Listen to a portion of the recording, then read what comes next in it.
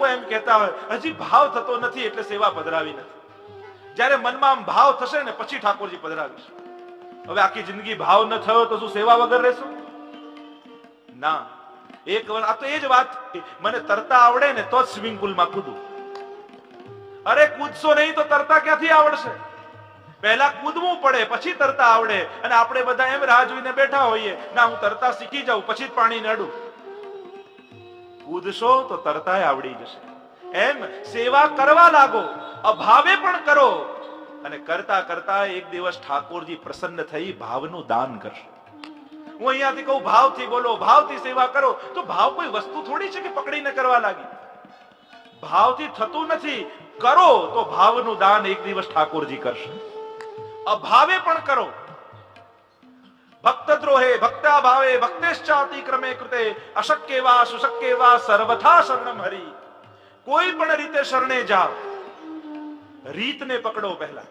કારણ કે આ રીત કોઈ સાધારણ રીત નથી, આ ગોપીજનોની રીત છે. અને જેના ઘરમાં ગોપીજનોની રીત થાય છે, જેના ઘરમાં મહાપ્રભુજીની આજ્ઞાથી સેવા થાય છે, એ દરેક ઘર એ વલ્લભના ઘર છે. અને સ્વયં ઠાકોરજીએ કહ્યું છે, રહ્યો મોહે શ્રી વલ્લભ ગ્રહ પામે.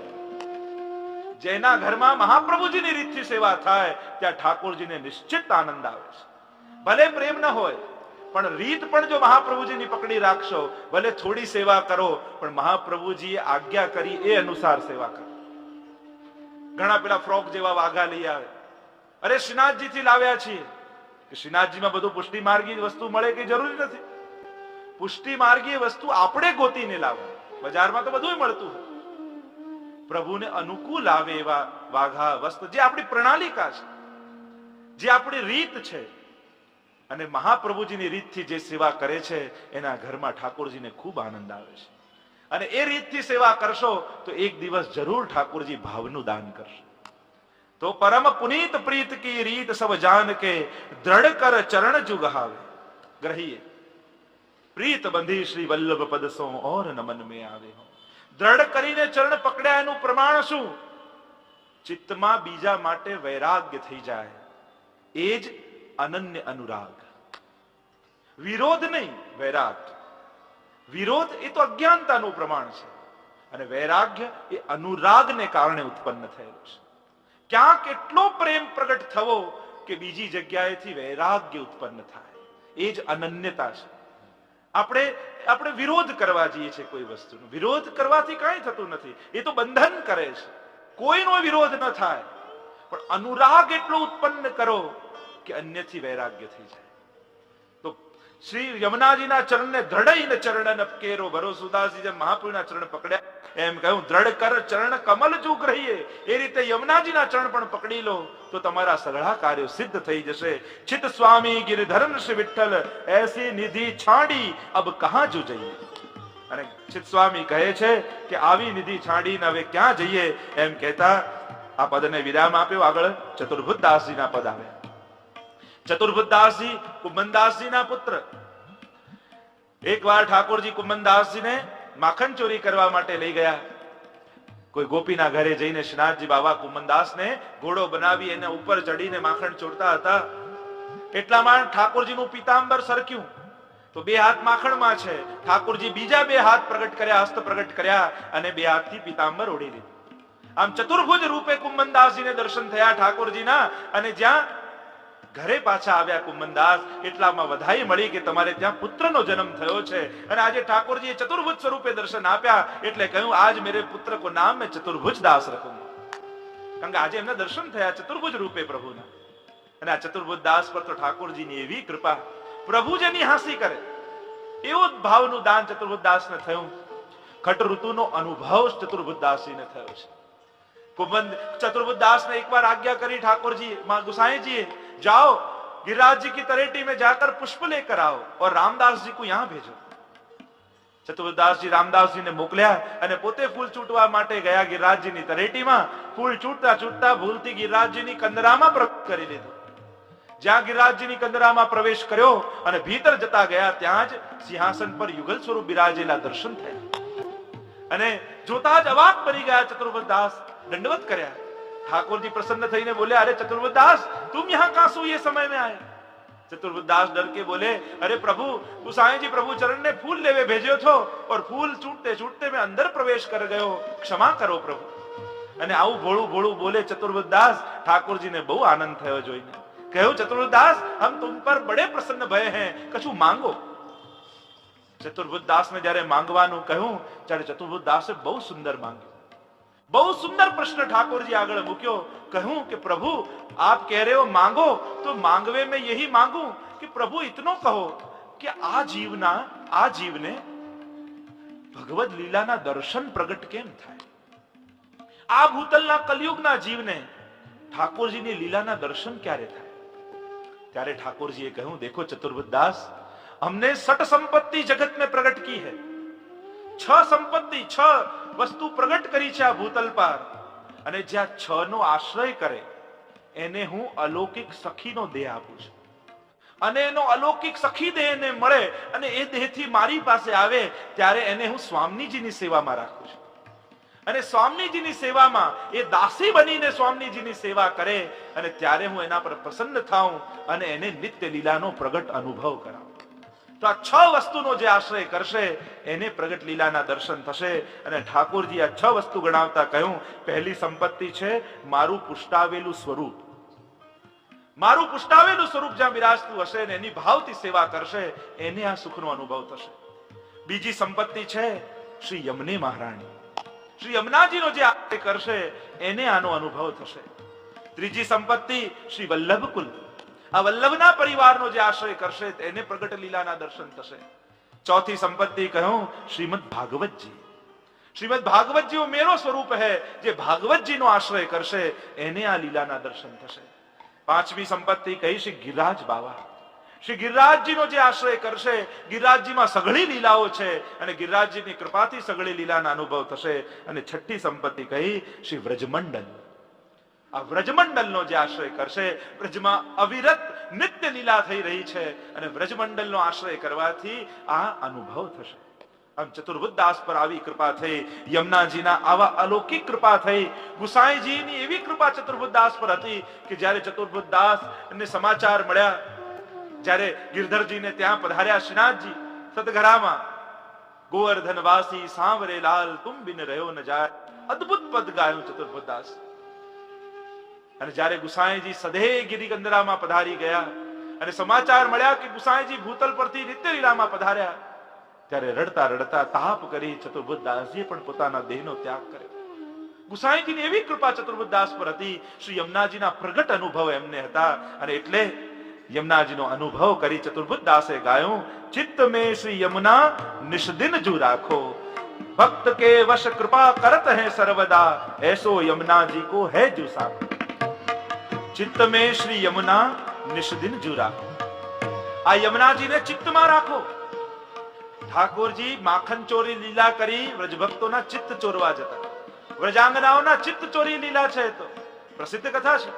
એ માખન ચોરીની લીલા નહીં, ચિત્ત ચોરીની લીલા। કારણ ચિત્ત કેમ ચોરવા પધાર્યા? કારણ કે આ વ્રજાંગનાઓના ચિત્તમાં યમુનાજી બિરાજે છે અને જેના ચિત્તમાં યમુનાજી છે એટલે ઠાકોરજીને થયું આ યમુનાજીને હું પધરાવી લઉં, અને એટલે જેના ચિત્તમાં યમુનાજી પધરાવ્યા હોય જેણે એને ત્યાં ઠાકોરજી પધારે। ચિત્તમે શ્રી યમુના નિષ્દિન જુ રાખો, નિષ્દિન રાખો।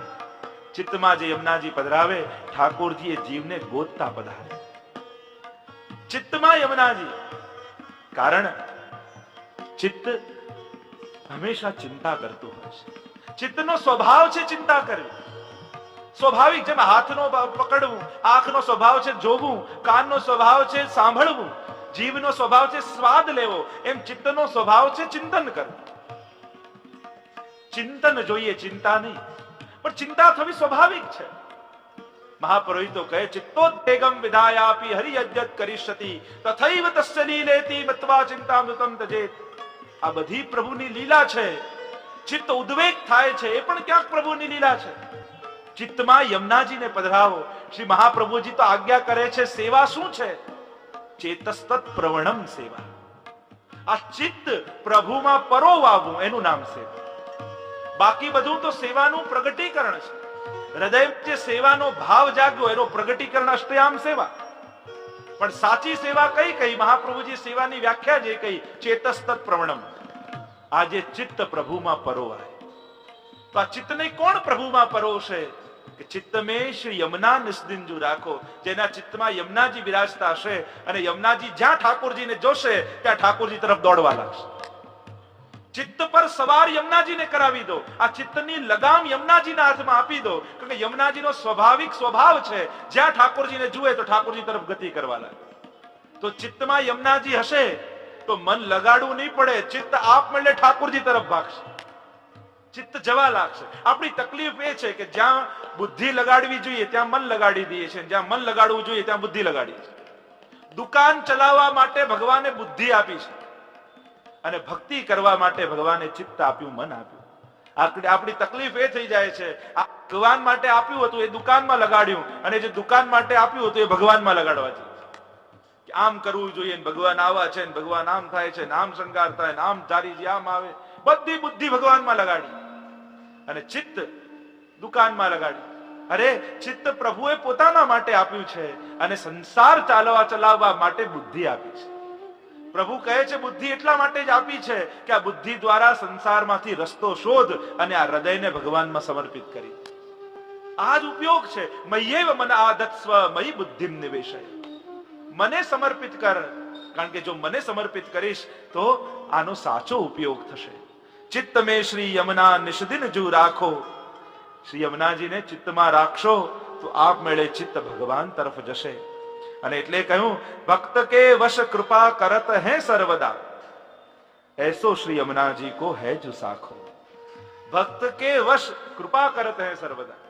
યમુનાજી કૃપા કરે છે કઈ રીતે? ભક્તને અનુકૂળ થઈને કૃપા કરે છે. ઠાકોરજી સેવાનું દાન કરે છે કઈ રીતે? ભક્તને અનુકૂળ થઈને સેવાનું દાન કરે છે.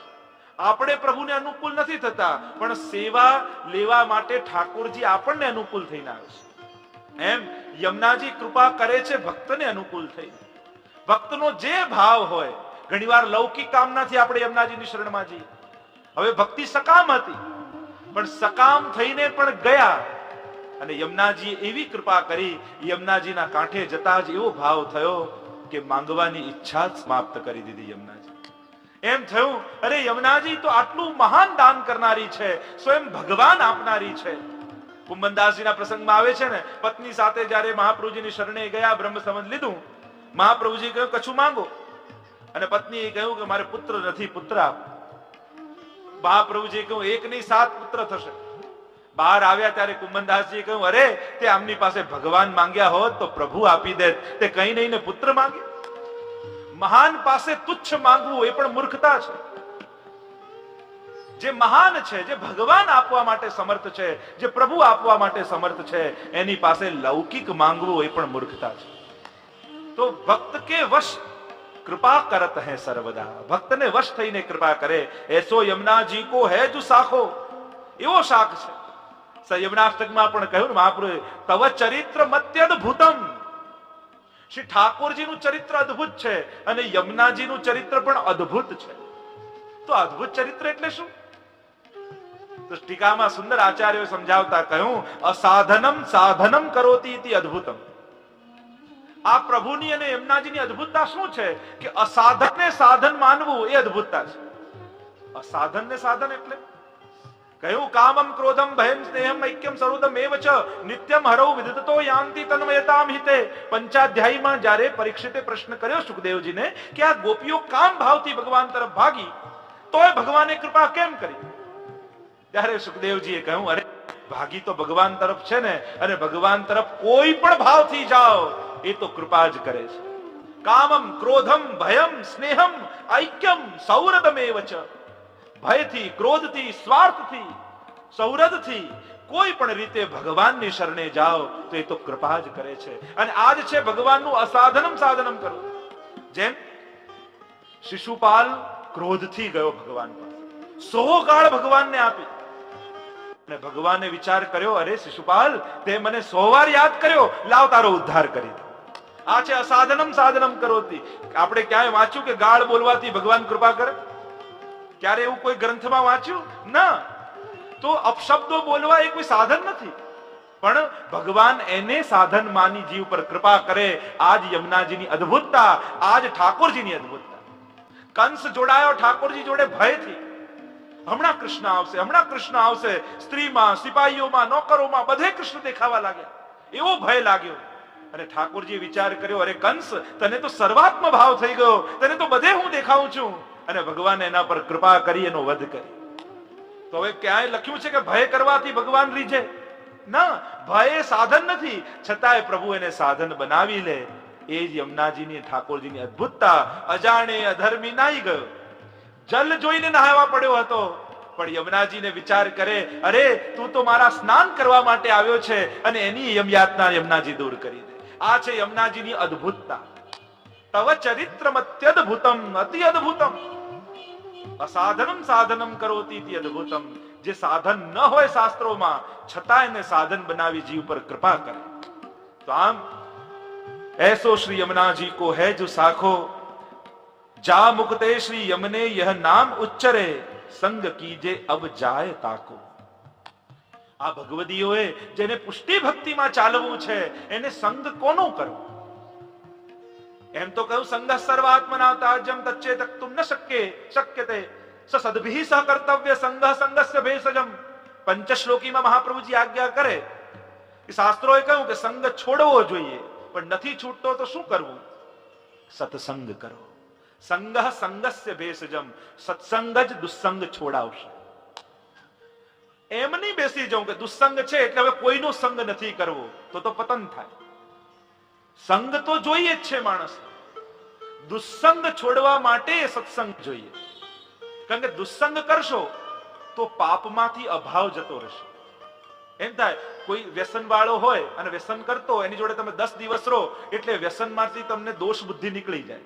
હા, આ પીવામાં શું છે, આ ખાવામાં શું છે, એનામાં દોષ બુદ્ધિ નીકળી જાય વસ્તુમાંથી. એનો સંગ કરો છો એટલે. એમ જ સત્સંગ કરો તો સદ વસ્તુમાં અહોભાવ પેદા થાય. એને કોઈને સેવા કરતા જુઓ, સત્સંગ કરતા જુઓ, પાઠ કરતા જુઓ, 10 દિવસ એની જોડે સાથે રહો તો તમારા હાથમાં માળા આવે, નિશ્ચિત વાત છે. તમને એમ થાય કે એક માળા તો કરવી જોઈએ, આટલું કરે છે અને એક માળા ન કરો, ઈચ્છા થાય. સંગઃ સંગસ્ય ભેષજમ. તો સંગ કોનો કરવો? આપણે ત્યાં તો એમ કહ્યું કે મન મિલે, ઇષ્ટ મિલે, મિલે ભજન રસ રીત, તાહી કે સંગ કીજીએ ખાન પાન और प्रीत. મન મિલે, ઇષ્ટ મિલે, ઇષ્ટ તો મળે, પણ મિલે ભજન રસ રીત. એ જ કૃષ્ણને ભજવાની ભજન રસ અને રીત સમાન ભાવ.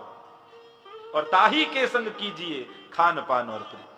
એનો સંગ કરાય. તો અહીંયા પુષ્ટિ ભક્તિમાં જેને ચાલવું છે તો કહ્યું, સંગ કીજે અબ જાય તાકો. જેના મુખમાં યમુનાજીનું નામ હોય ને, એની જોડે જઈને બેસી જજો.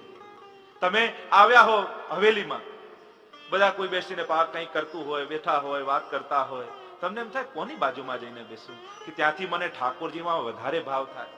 તો કોઈ બેઠો બેઠો નમામિ યમનામહમ સકલ સિદ્ધિ યમુનાજીનું નામ લેતો હોય ને, એની બાજુમાં જઈને બેસી જજો. કારણ જ્યાં યમુનાજીનું નામ છે ત્યાં ઠાકોરજી નિશ્ચિત છે, તો તમારા પર પણ એની કૃપાથી કૃપા થઈ જશે.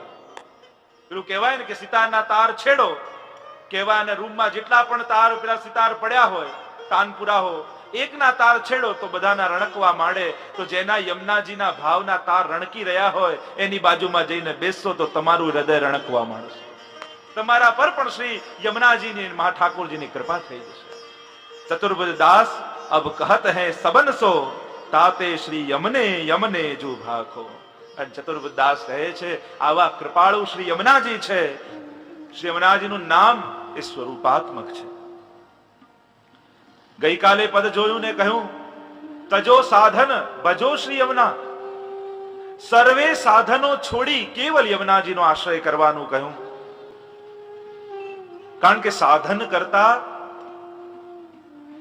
ચિત્ત સાધનોમાં લાગી જાય છે, અને સાધનો પ્રભુ કરતા પણ વિશેષ લાગવા માંડે છે. જે જીવનું ચિત્ત સાધનમાં હોય, રોજ 11 માળાનો નિયમ હોય અને નિયમ લીધો હોય, અધિક માસ ચાલતો હોય કે કોઈ પણ માસમાં એવો સંકલ્પ કરે કે રોજ 11 માળા કરવી છે, અને એક દિવસ પણ ચૂકી જાય તો મનમાં એવો સંશય આવે કે જો આજે માળા રહી ગઈ એટલે કૃપા નહીં થાય. પ્રભુની કૃપા કરતા પણ એ માળા વિશેષ લાગવા માંડે. એમ થાય કે 35 સર્વોત્તમનો નિયમ છે, આજે રહી ગયો એટલે હવે મહાપ્રભુજી કૃપા નહીં કરે. કૃપા કરતા પણ સાધનમાં વિશેષતા લાગવા માંડે છે. અહીંયા ભગવદીઓ તો સમજાવે છે, ભગવદ કૃપાને આડે યા ભગવદ કૃપાથી વિશેષ પુષ્ટિ માર્ગમાં બીજું કોઈ સાધન નથી. એટલે ક્યારે જીવે એમ નહીં વિચાર કરવો કે આ સાધન રહી ગયું તો કૃપા નહીં થાય. કૃપા સર્વોપરી છે. કોઈ પણ સાધન કૃપા કરતા વિશેષ થઈ શકતા નથી. એટલે ક્યારે પણ કોઈ સાધન છૂટે હૃદયમાં તાપ થવો જોઈએ, પણ એવો ભાવ એક ક્ષણ વાટે પણ ન આવવો જોઈએ કે આ સાધન રહ્યું તો હવે કૃપા નહીં થાય. કૃપા એ સર્વોપરી છે. અને હું તો હંમેશા કહું કે આ સાધનો તો કૃપાને કારણે છે. પુષ્ટિ માર્ગની વિશેષતા જ એ છે કે સાધન દ્વારા કૃપા નથી, પણ કૃપા દ્વારા સાધન મળે છે. માળા કરીએ છીએ એટલે કૃપા થશે એમ નહીં, કૃપા થશે તો માળા હાથમાં આવશે. પાઠ કરીએ છીએ એટલે કૃપા થશે એમ નહીં, કૃપા થશે તો પાઠ કરવાની ઈચ્છા થશે. વ્રજમાં જઈશું તો કૃપા થશે એમ નહીં, કૃપા થશે તો વ્રજમાં જવાશે. આ 41 પદના ગાન કરીએ છીએ એટલે યમુનાજીની કૃપા થશે ના, કૃપા થશે તો 41 પદના ગાન થશે. જા મુખતે શ્રી યમને યહ નામ આવે, તા પર કૃપા કરે શ્રી વલ્લભ પ્રભુ. તો કૃપા એ મૂળમાં છે અને કૃપા દ્વારા પુષ્ટિમાં સાધન છે. સાધનો છોડી અને ફલ આપ્યું છે મહાપ્રભુજીએ, એ ફલનું આસ્વાદ કરવા લાગે. ભગવાન કેવા છે, કઈ રીતે દુનિયા પ્રગટ કરે છે, કઈ રીતે આ સંસાર ચલાવે છે, ઠીક છે બધું જાણવું, પણ મહાપ્રભુજી તો કહે કે અરે તને માનવ દેહ મળ્યો, વૈષ્ણવના ઘરે તારો જન્મ થયો, લે ઠાકોરજીની સેવાને કરવા લાગ. કૃપા થશે તો બધું ખબર પડી જશે. મોટા મોટા શાસ્ત્રોની વાતો આપણા અભણ ભક્તો જે ક્યારે ગયા નહીં સ્કૂલમાં કે કોલેજમાં ભણવા માટે, એવા જીવોને એ બધી શાસ્ત્રોની વાતો એમના ધોળપદ કીર્તનમાં મળે છે. એક છે જ્ઞાન દ્વારા ભાવની પ્રાપ્તિ અને બીજું છે ભાવ દ્વારા જ્ઞાનની પ્રાપ્તિ. બંને જણા એક જ બિંદુમાં આવીને અટકી જાય છે. ભાવ ઉત્કટ થાય તો ભગવત કૃપાથી સોહી જાનત જેવું જણાય. ઠાકોરજી જેને પોતાનું સ્વરૂપ જણાવવા માંગે સ્વરૂપ એને જણાવે, અને જે ઠાકોરજીને જાણે એ સર્વજ્ઞ થઈ જાય. જે પ્રભુને જાણી લે અને જે પ્રભુને પ્રસન્ન કરી લે, એનાથી વિશેષ જ્ઞાન કયું વૈષ્ણવને જોઈએ? આપણે તો જ્ઞાન પણ કેટલું જોઈએ, શું જોઈએ કે જેનાથી ઠાકોરજી રાજી થાય એટલું જાણી લઈએ ને તો બધું જાણી લે. પ્રભુને પ્રસન્ન કરવાની યુક્તિઓ જાણી લેજી તો એનાથી વિશેષ બીજું શું જોઈએ? એવું શ્રી યમુનાજીનું નામ ફલાત્મક છે. જે જીવે બધા સાધનો છોડી યમુનાજીના નામનું આરાધન શરૂ કરી દીધું, સ્વયં ઠાકોરજી જીવને શોધતા એના ઘરે પધારે, એના હૃદયમાં પધારે. તમારા હૃદયમાં ભાવ હોય કે ઘરમાં ઠાકોરજીની સેવા પધરાવી છે, પણ ઘરમાં બધી પ્રતિકૂળતા છે, કોઈ અનુકૂળ નથી, કોઈ માનતા નથી. ઘણા લોકો એટલે ઠાકોરજી ના પધરાવે કે સેવા પધરાવી તો લઈએ પણ પછી નહીં નિભે તો, કોઈ સાથ નહીં આપે તો. અરે આવું ઊંધું કેમ વિચારો છો? એમ કેમ નથી વિચારતા કે હું ઠાકોરજીને પધરાઈશ ને તો બધાય માનવા માંડશે, હું ઠાકોરજીને પધરાઈશ ને તો બધાય અનુકૂળ થઈ જશે. આપણે આવું ઊંધું કેમ વિચારીએ?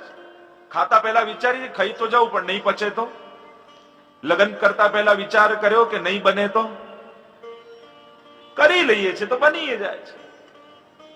આપણે ઠાકોરજી પધરાવતા પહેલા એમ વિચારીએ કે પછી નહીં નિભે તો. પધરાવો એવો વિશ્વાસ ઠાકોરજીમાં રાખો કે ઠાકોરજીને પધરાવીશ ને તો બધાની અંદર ભાવ આવી જશે, બધા સેવામાં જોડાઈ જશે. આવું કેમ નથી વિચાર? તો જેને એવી ઈચ્છા હોય ઠાકોરજી ઘરમાં પધારે અને બધી પ્રતિકૂળતા હોય તો 41 પદના ગાનનો નિયમ લેજો, શ્રી યમુનાજીના ગુણગાન કરજો અને ગુણગાન કરતા કરતા મનમાં એવો ભાવ કરજો, હે યમને મહારાણી, મારે બીજું કાંઈ નથી જોઈતું, જો આપ રાજી થાવ તો એટલી કૃપા કરજો કે મારા ઘરમાં પ્રભુ પધારે, મારા ઘરમાં લાલનની સેવા બિરાજે. અને જોજો 41 દિવસ 41 પદના ગાન કરશો તો નિશ્ચિત તમને કહું છું અરે આટલા દિવસ 41 પદના આટલા ગાન કર્યા તોય કેટલા લોકોને અનુભવ થવા લાગ્યા ઠાકોરજી. કેટલાય લોકો કહી રહ્યા છે કે અમને આજે આ અનુભવ થયો, આજે આ અનુભવ થયો. તો આટલા દિવસ ગાન કરીએ છીએ તોય યમુનાજી આવી કૃપા કરવા લાગ્યા. તો 41 દિવસ 41 પદના જે ગાન કરશે સ્વયં ઠાકોરજી એના ઘરે જરૂર પધારશે.